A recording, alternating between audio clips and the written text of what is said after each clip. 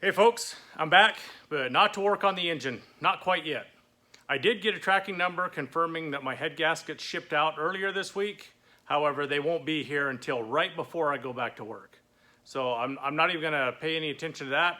Just gonna go right into the next part of the project, and I will plan on working on redoing the head gaskets next days off. So for this week, I decided to jump into the windows. I have a box of polycarbonate or Lexan sheets sitting over here. Have to do a little bit of modification to the Shapeoko, the CNC router machine, because I'm going to use that for a lot of the work on them. But I have a couple ideas I want to try out on this stuff, so we'll just get right into it. I found this frame, looks to be part of a slider window, laying in one of the donor cabs out back. I grabbed that up, used it for a template to build my template. What do they call that? CAD design? Cardboard aided design? You know, this is cardboard aided along with a little masking tape. Fill the gaps with the tape after you rough out the cardboard. Now I can use that to lay it on my Lexan and cut out the real window that's going to go in it. I really wanted to set this up and maybe do it in 2 or 3 pieces on the router table. But by the time I drew up a pattern or a cut file, I can have this thing cut out with a jigsaw. I think I'll go that route and see how that turns out.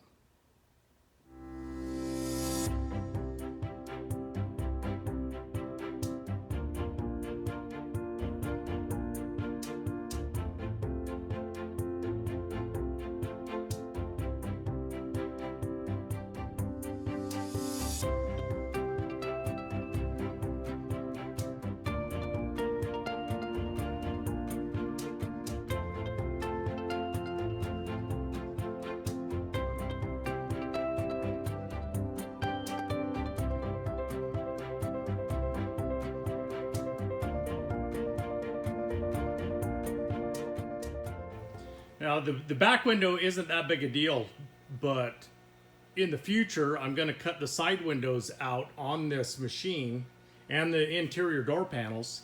But before I do try and use those big sheets of thin material, I wanted to do something different for holding it to the table. So in previous videos, previous projects, I've used masking tape with super glue or 3M super adhesive or something.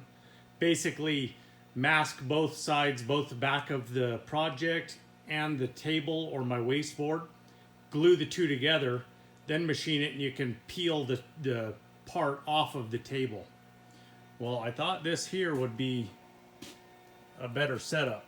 I've seen vacuum tables on a high-end, really expensive machines. So I figured I'd try and build one. All this is a piece of 1/2-inch MDF. Figured out the bolt pattern so I could bolt that vacuum top to the T-slots there. Machined a pocket for that 90 adapter on this vacuum here, and it's just slotted and channeled. Now I have this pattern saved in the computer, so I can go back like this. Right now, the way it's set up, it's only going to use this half of the table because this channel is not cut through yet. But I can go back in, pocket a 3/4 inch hole in there.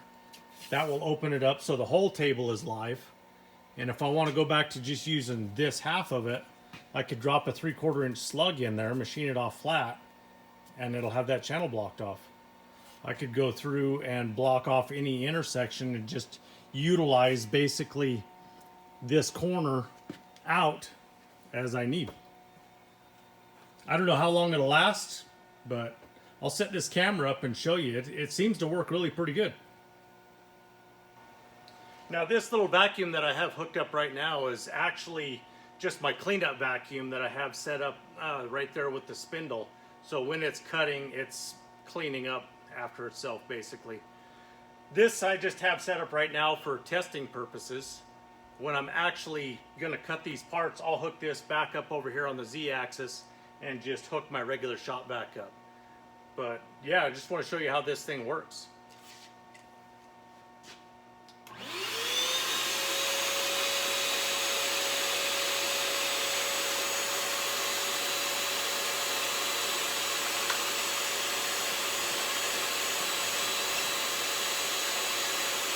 Yeah, I think that'll do it.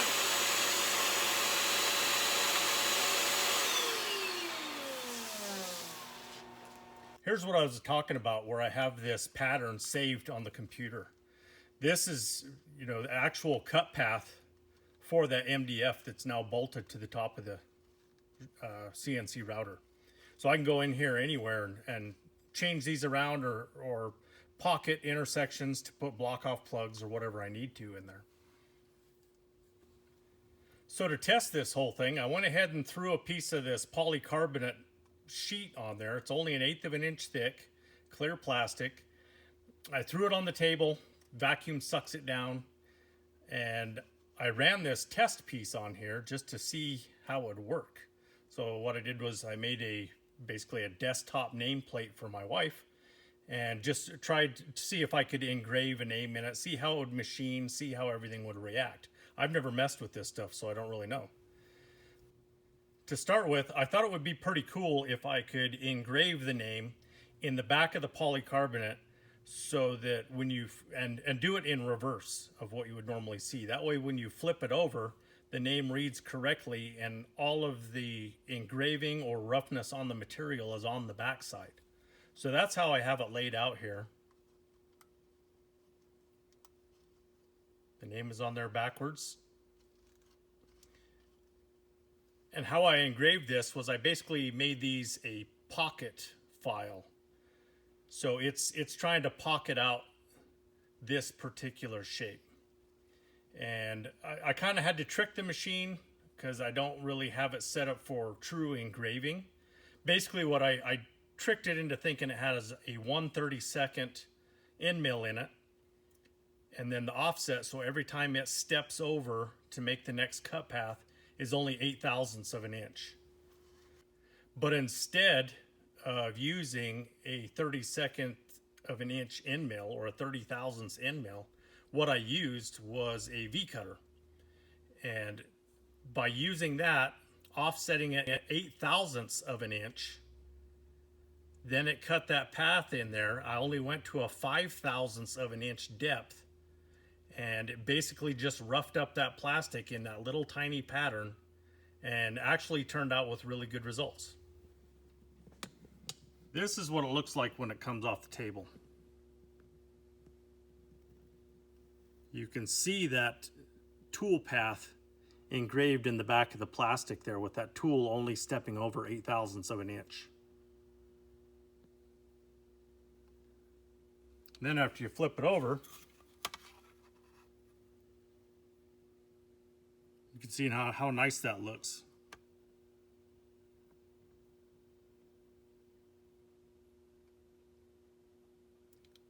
That opens up some pretty cool options for the windows on this truck. Now the back window on this truck is obviously too big to set up on this table. But I can turn the back window sideways and engrave something on it. This grid pattern is representing the table. Obviously this is the rear window.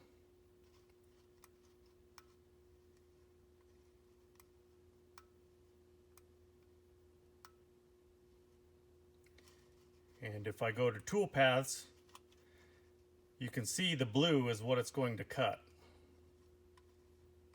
And if I zoom in on it, you can see all of those tool paths. This is going to take a while.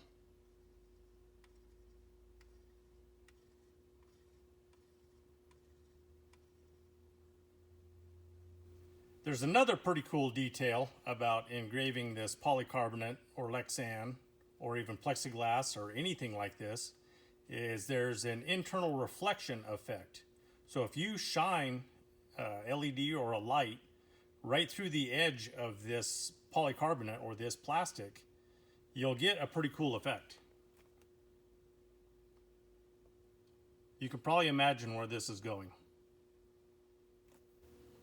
It took about 3 hours on the table to get that machine work done. Then I had to drill all the holes in the cab, but before I could bolt it in, I had to do a little more work. I cut these aluminum pieces. And there's two, one on the inside, one on the outside. And sandwiched between them is a slot that is machined in the window. And this assembly basically houses an LED strip in it. So it should light that emblem up pretty good. Now I just have to figure out how to get power up there. I think I've got the power situation sorted here. You can see the wiring for the LEDs that come out through that grommet in that aluminum strip there. Runs along here to a DT series plug, which is mounted to the window flange. I just have to run the wiring along this tubing right down here. There's a 4-pin plug down here, right there, that is part of the rear steer system. I still need to use it for the rear steer system, but I can also use it for the lighting in the window because that plug has both power and ground in the plug. Now you may be wondering, how come I have a random plug that's tied into the rear steer system when I have already shown a couple videos ago that I have a functioning rear steer system as it is? Well, that's because I'm simply going to add remote control rear steer. What? And the reason I need remote control rear steer, when I load this rig up, the body is so wide that I won't be able to open the doors once it's in the trailer. So I won't be able to drive the truck in and out of the trailer. I will have to, in fact, winch it in and out of the trailer.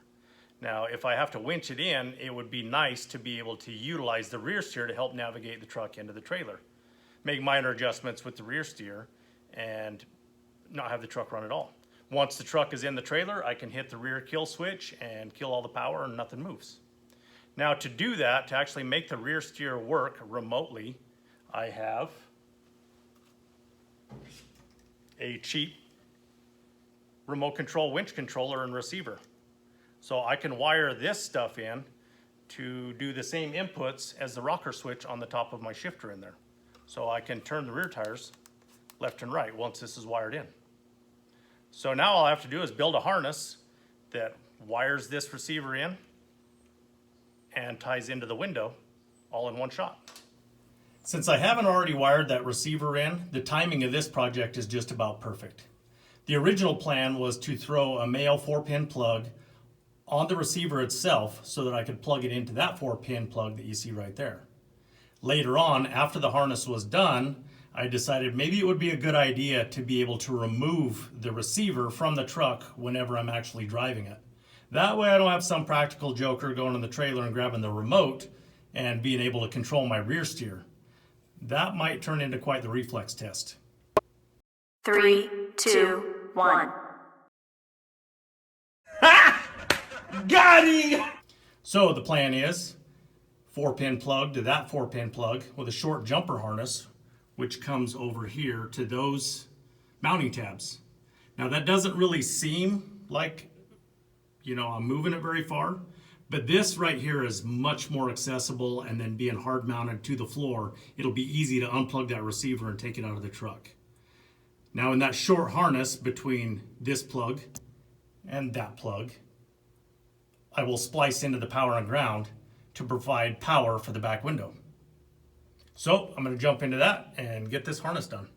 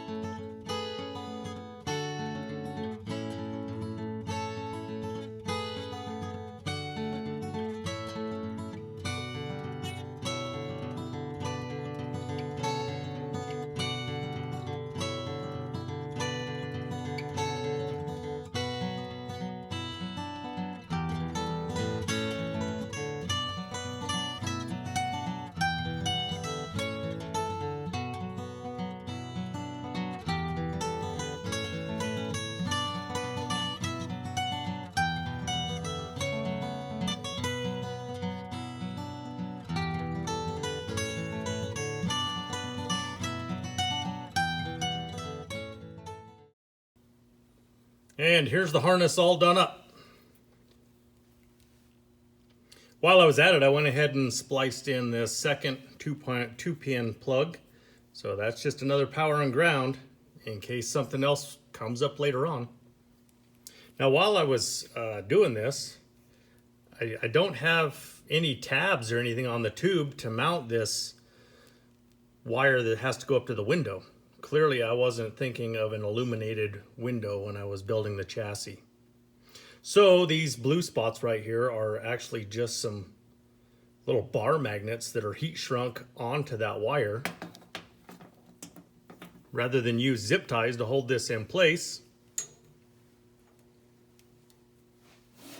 I think that'll do.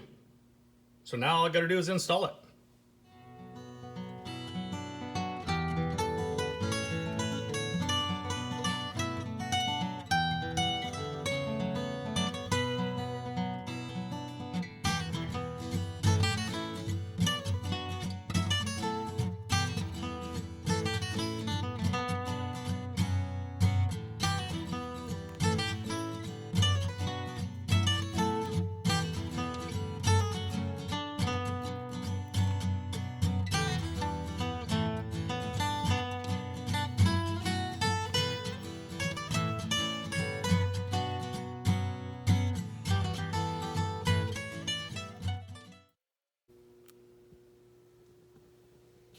And there it is, all installed. You can see the harness going up there and the tube work.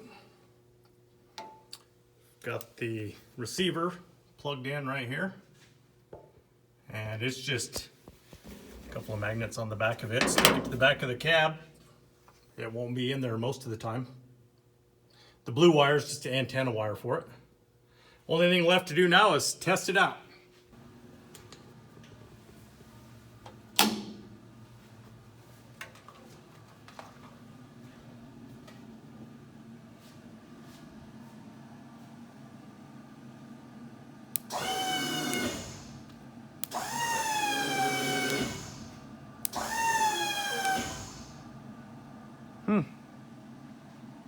Remote control rear steer and Fast and the Furious lighting.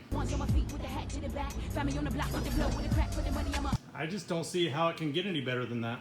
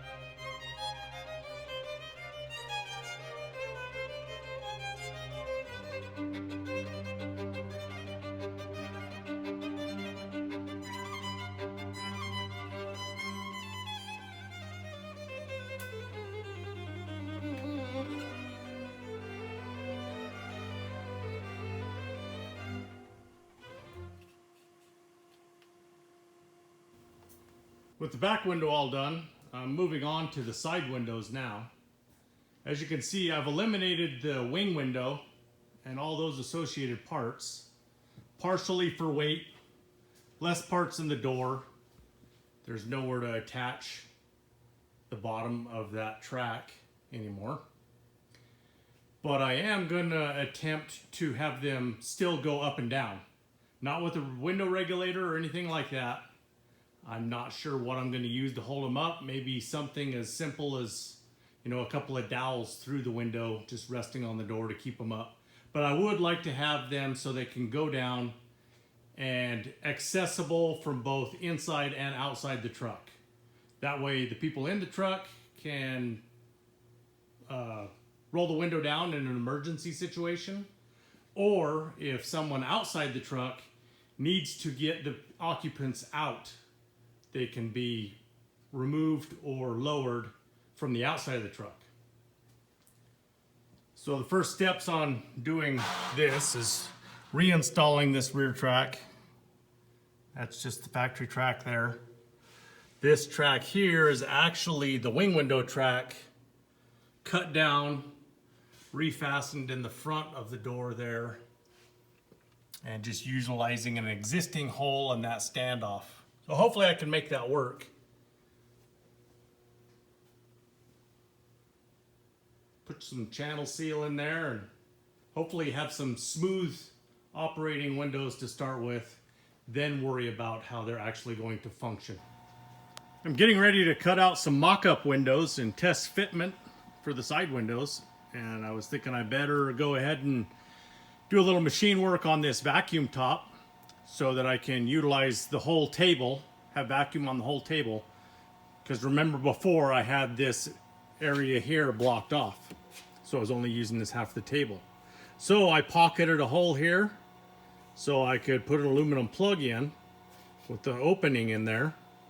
It would use the whole table. You drop an aluminum slug in it or a plastic slug, just about anything, as long as it's the right height and diameter, to be able to use just this side of the table again. Well, while I was in there, I thought maybe it would be convenient to just slot it. Now it's like a valve. I could see a few more of them ending up on here. If I'm not careful, I'll have to build a top out of aluminum.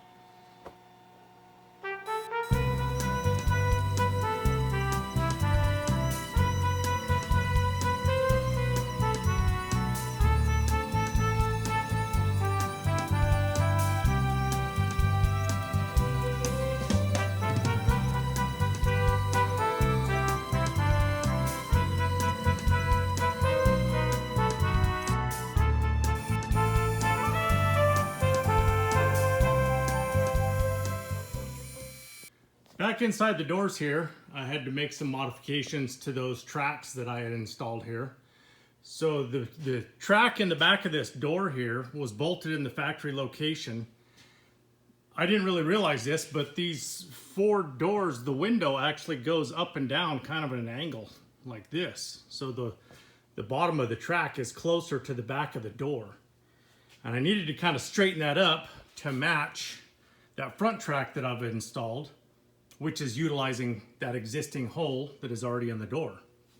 To do that, I had to put a spacer back here between the mount on this track and the door. And then on top of that, this is a big square hole that's in this door for adjusting that track in factory setup. So for spacers, I spun up this piece of aluminum. I'm going to install that now to eliminate that temporary spacer. And then for a washer, I just parted off another piece of that so I can get rid of that big ugly fender washer in there. I'm going to get those installed now. That way I can continue on with getting some windows fit. The vacuum top worked great on cutting these mock-up windows out. This is just some beadboard I had laying around. So I threw it on the table. I cut out this version first, and I ended up needing just a touch more on this corner. I could have probably just made the adjustments and cut it out of the Lexan, but I had enough beadboard. I just cut a second one out. Changed this angle up here, and I actually ended up moving these holes up 1/4 of an inch. This is going to be part of what holds the windows in the up position. So once I got that sorted out, threw the Lexan on the table, cut a couple windows out, and now I'm getting ready to start fitting those in the doors.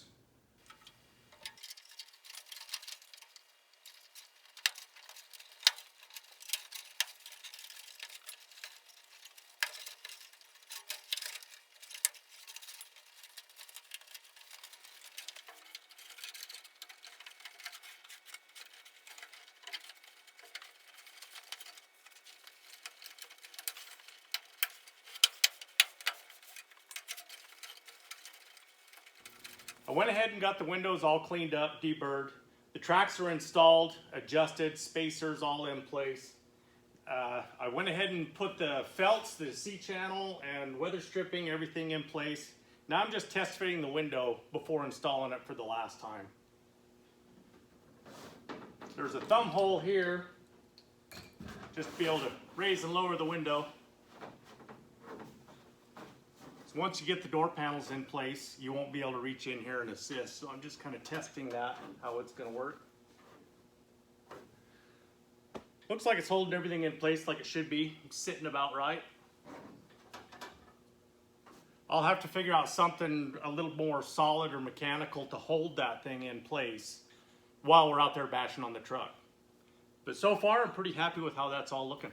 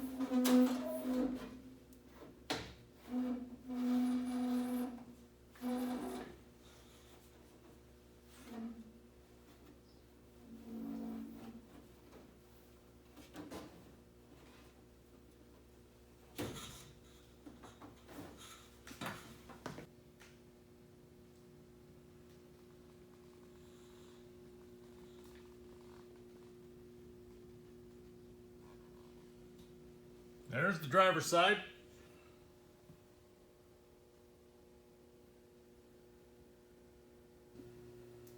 And the co-driver's side.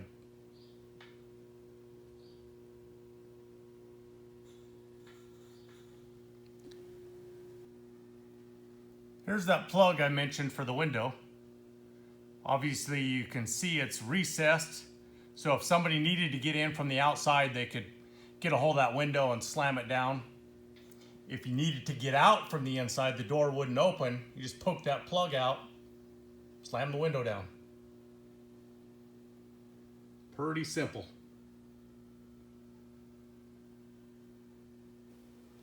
This is a good place to wrap this one up. Just looking through what footage I got this week, I'll be doing really good to thin this video down to less than 30 minutes or so. It's getting pretty long. I did get my gaskets. They showed up right on time, right before I go back to work for 5. So that's where I'll pick up the project when I get back to some days off, tear into the middle of that thing, see what the problem is, and hopefully the solution is in that pile right there. As always, thanks for watching. Have a good one.